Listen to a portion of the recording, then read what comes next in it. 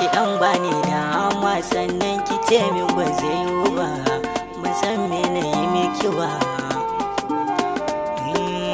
Na magantu da ke girma soyayya da ke na yi fama, idan ba abu ne kika ce wallahi ke baki jin dama. Na azabci da san ki ya girma, ta yaya ma zan kwatanta ma, idan ina raya kin ce wallahi ni kika aje hannun dama. Na bukaci ki kyale yan gulma, soyayyar mu dan ta kankama, ke ce kika ce mu ta kara bani da ke za mu je har makoma.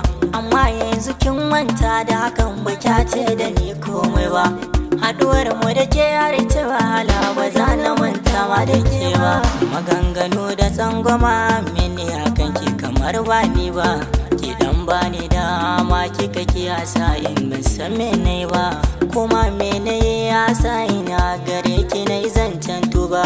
Da na nemi guna zauna sai na tsinci kaina ina kuka, abin yana juyin zuciya dan da kwan san kini na dauka.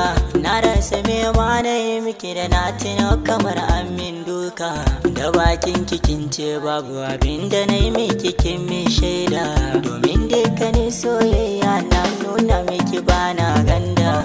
Dukan tanadi na ke nake yi wa auren ki ajanda, ki zama mata wata rana ga 'ya'yana ni na zamto fada.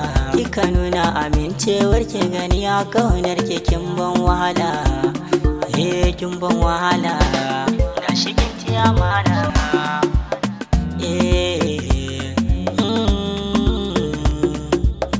Ni ban nuna ta ba, kin yaudare ni yar baba, a da ma ban saba ba, gani da ke to mu bar gaba.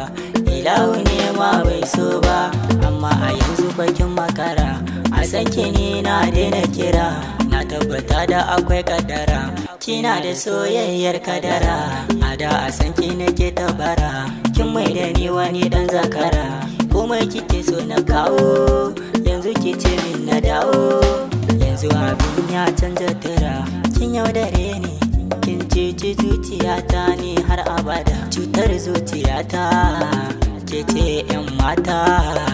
Yanzu na rabauta, a baya na wahalta, cikin jini da fata, ban san mene muke ba, haka ba kya faɗa min ba, kuma ba ki faɗa min ba, magana ba ta haɗa mu ba, ba ki ƙara kula ni ba, ba ki bani dama ba, bare na yi rarrashin ki ce min na dawo, to hakan ma ba zai yiwu ba.